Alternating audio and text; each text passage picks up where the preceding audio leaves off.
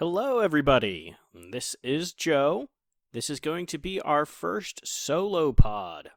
Welcome to C&J, and today's pod is on Squid Games The Challenge, Episode 4, Nowhere to Hide. Opens up with them all back in the sleep room, and they have to vote out people based on a number. Obviously, this one guy decides to be like, hey, why don't we all be civil? Right? No, thank you. Let's not do that, right? No. It's just tell me who you want out and we'll get you out, all right? No. Actually, you doing that, I think, throws you right into the stew. Then the Gungu gang, Gungu, is like, if we just stick together and vote together, then we'll get somebody out. Also, I really like Mai. I feel like she didn't get covered very much in the beginning, but she's definitely a player in this. They pulled a group to the kitchen to start making, or I guess it's their daily challenge, and the redhead guy was like, they're definitely coming after me. There's nobody after you, bro. Like, there's nobody after you at all. Nobody even knows your name. And so the timer's counting down, and people are... This is probably one of the laziest episodes, in my opinion. I don't even think there's a game in this one. So the group that went into the kitchen, they thought they might have secured some power by making some apples, but actually all they did was piss off a guy, and I don't really like Lorenzo at all, so I'm glad he got pissed off. No, bring me some chocolate, he says. Bring me some chocolate, then we can be friends, Just be my friend. And so Leanne, the mother, was like, oh, now I know who I'm getting out. The guy who doesn't like apples. Makes sense to me. And then the almighty time to vote appears 20 minutes in. And so they all line up and they start putting in their numbers. Obviously, the first one up has to put somebody up. It's part of the game. That's what they do. As I was saying, I believe the guy that was like, everybody must vote, will be put up because he pissed everybody off by doing that. And so the first person, the guy's right, you do expose your vote, but you have to choose somebody. And so first up was 374, which was the whiner telling people that he wanted to go home. And then Leanne is next up, and she could just vote 374, right? But instead, she decides to put up 161. And you know what? Go ahead and just get them on the board, right? Just get them up there so everybody knows what's going on.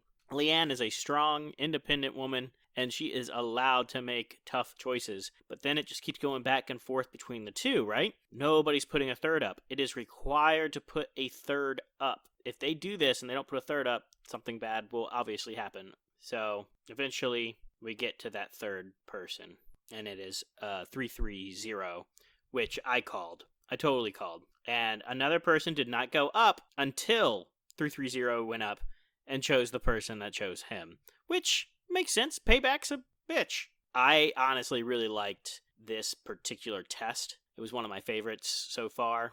And of course, the guy who got picked, 161, picked Leanne. Of course, 302. They had to.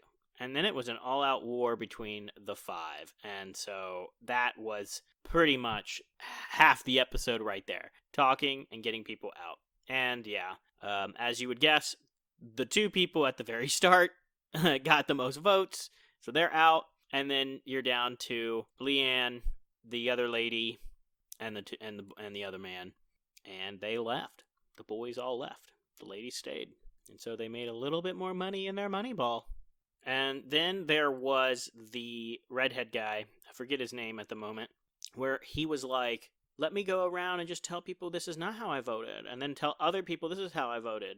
Just being real sly and conniving. And then we get to go a little bit more into the Gungboo gang and how old man spy boy is more than meets the eye. We all know that. Mr. Plant. So they have a Gungboo meeting, and they're like, let's not split up, let's do this thing. We're going to win. Hoo-ha. And then Steven and Rick, they get asked to go to the kitchen. And Rick immediately is like, oh, Dajki. We got to play. But I don't think they knew. Because moments later, he goes, Rick, you've won. And he doesn't know what the heck he's done, or so he says. Come on, let's be real. He knows what he did. He's the plant. He's the freaking plant. 243 and 249. And that look on his face like, oh no, what did I do? I know what he says it is, but at no point have they, or at least not in this episode, shown what it is. And they give him chocolate, is what he says. Chocolate. At least he didn't go home, right? That would have really upset me too. I like both of those guys. I like the plant, guys. I like the plant. Nothing wrong with liking the mole. And then, again, they pull up a test. This is why I don't like episode 4. If you're gonna do Squid Games, do Squid Games. Don't make a test-only episode. What? Do some games. What the heck? Regardless, though, it's an episode that is more for the social aspect, which, okay, it brings us into more of the people's vibes. People volunteered as tribute for the next test. They all go up, and at that point, that is basically the end of the episode, so that is where episode 5 will start. Very short and sweet episode. Not too much really went on, in my opinion, in this episode. I'm sure Charles would have had a lot more to say than I do about this episode, so this one kind of really worked out being the first and hopefully only solo one you guys will have to bear through. Yeah, overall, nobody really went home to this episode that I was rooting for, and I hope more people continue to stay in the game that I like. And yeah, that's it for episode 4. Thank you guys so much for joining us, and I'll see you on the next one. Bye!